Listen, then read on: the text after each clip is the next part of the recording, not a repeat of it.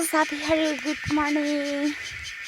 नमस्ते, सबैजना सन्चै हुनुहुन्छ होला भन्ने आशाका साथ म पनि सन्चै छु।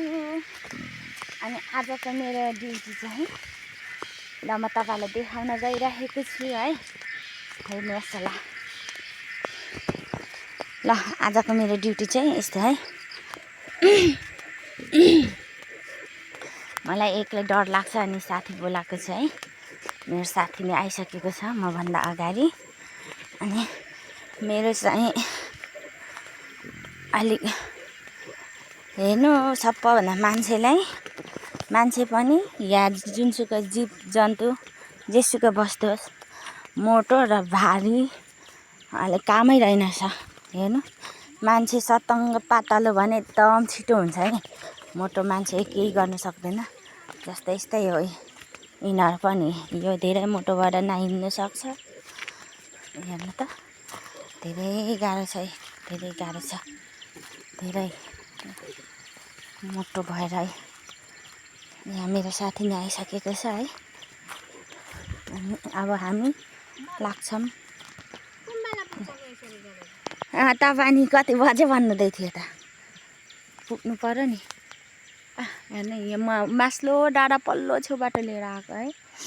गाह्रो छ, हिँड्नै सक्दैन। अनि हामी त कतिखेर पुग्छौँ थाहै छैन। यतै है गाउँ त होइन जङ्गल घारी। जाम उठ्नु हिँड्नु राजा हिँड्नु।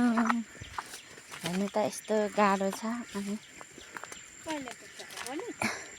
सुलुलुलु कतिखेर पुग्छ।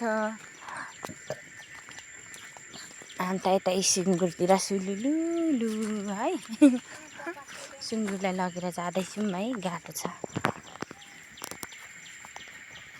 गीत गाउँछ पनि गाह्रो छ हौ।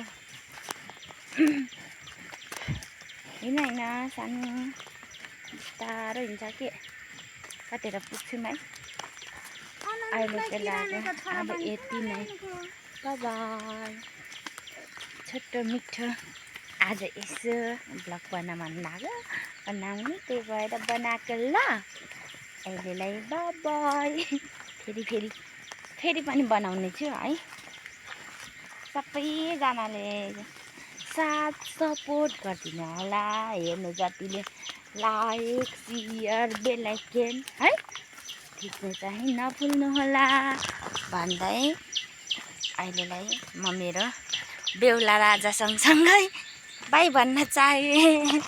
मेरो बेहुला हिँड्नै सक्दैन। बाटो एकदम खतरा छ। अनि यो बेहुला अलिक मोटाएर हिँड्नै गाह्रो सकेको छैन। लम्बाइ खतरा छ नि। फेरि म भन्दा लामो छ है। यो त 5 फिट त छ, म त 4 फिट छु है।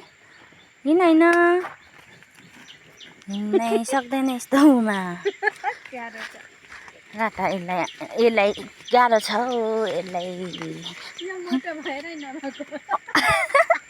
गाह्रो धेरै पिमा पिस